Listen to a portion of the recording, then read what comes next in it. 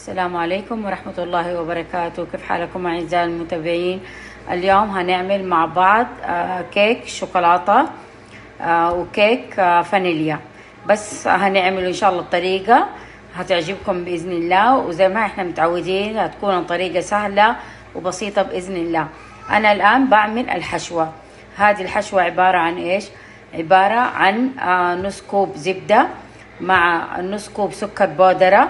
خلطت الزبدة تكون على حرارة المطبخ، وبعدين حطيت معاها السكر البودرة لما صارت كريمية ولونها فاتح زي كده. بعدين حطيت عليها ربع كوب حليب مكثف، وحطينا 3 حبات جبنة كيري. هخلطهم مع بعض كده. الحشوة هتكون جاهزة. أبقى أعمل نصها بالشوكولاتة ونصها بالأوريو. هاخد نصها وهطحن الأوريو ناعم وأخلطها مع الحشوة دي، والنص التاني هدوب شوكولاتة خام واحطها على النص الثاني. يعني هنعمل الكميه هذه هقسمها نصين، نصها حشوه شوكولاته ونصها حشوه اوريو. طيب زي ما اتفقنا هذه عباره عن ايه؟ زبده وسكر بودره وجبنه كيري وحليب مكثف. شوفوا بعد ما خلطتها خلاص المكونات كلها مع بعض. لا تبالغي في الخفق عشان الزبده لا تفرط معاكي، وبعد كده ما هتصير معاكي، هتصير سائله. خلاص بعد ما تخلط كل المكونات اقفل على طول. يلا وابدا اقسمها على قسمين زي ما اتفقنا. شيء هحط له اوريو هدقه ناعم او اطحنه ناعم، وشيء هحط عليه شوكولاته مذوبه. يلا بينا دحين نبدا بطريقه الكيك. الكيك هنا عباره عن كوب حليب، حطيت عليه 3 بيضات، وحاطه عليه فانيليا، وحاطه غطا خل، وهقلب المكونات هذه مع بعض. الحليب مع البيض مع الفانيليا هذه بس هنا عندنا حليب والبيض والفانيليا والخل. هقلب المكونات هذه كلها السايله مع بعض زي ما انتم شايفين. خلاص انخلطت كلها مع بعض. هنا نيجي المكونات الجافه. المكونات الجافه عباره عن ايش؟ كوب ونص. عندنا دقيق، وعندنا ربع كوب نشا، وعندنا كوب سكر، وعندنا ملعقة بيكنج صودا. بيكنج صودا مو بيكنج باودر، اليوم هنستعمل البيكنج صودا. طيب هنخلط المكونات هذه كلها الجافة زي كده مع بعض، طبعا مع ذرة الملح. يعني هنا عندنا دقيق نخلينه، حاطة معاه النشا، حاطة معاه الملح والبيكنج صودا والسكر.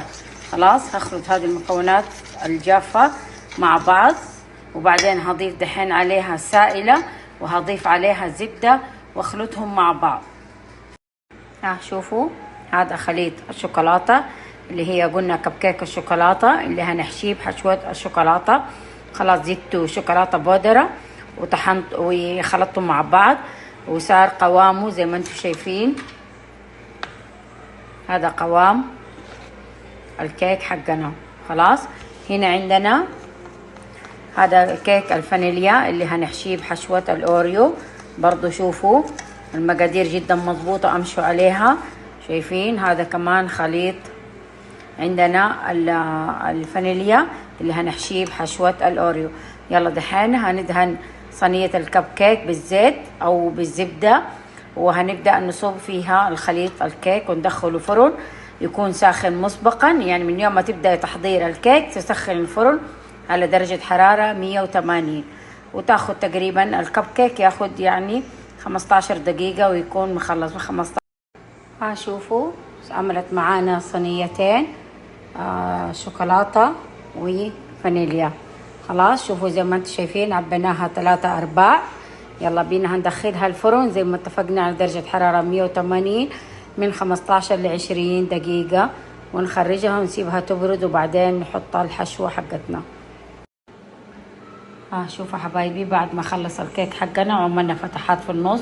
كيف عملناها هذه عشان نحط الحشوة؟ هنجيب هذه حقت الكريمة ونعمل كده فتحة، ننزلها شوية مول تحت مرة ونلفها لفتين، هتخرج معانا زي ما انتم شايفين كده الكيك، وهتعمل لنا فتحة زي كده نقدر نحط فيها الحشوة.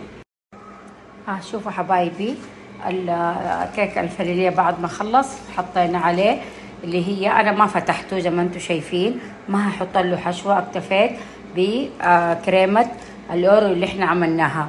شوفوا هنبدأ نزينها كيف. هنحط كده وهنطلع على فوق زي ما انتم شايفين، هنعمل بشكل دائري وبعدين هنطلع على فوق كده. هعمل دحين دي يعني هنعملها بحشوة الأوريو زي ما اتفقنا اللي هي الفانيليا. طيب شوفوا معانا اللي بالشوكولاتة هحشيها زي ما انتم شايفين نوتيلا، شايفين هحشيها نوتيلا. يلا شيء هعمله بالنوتيلا وشيء هحشيه بالمربى.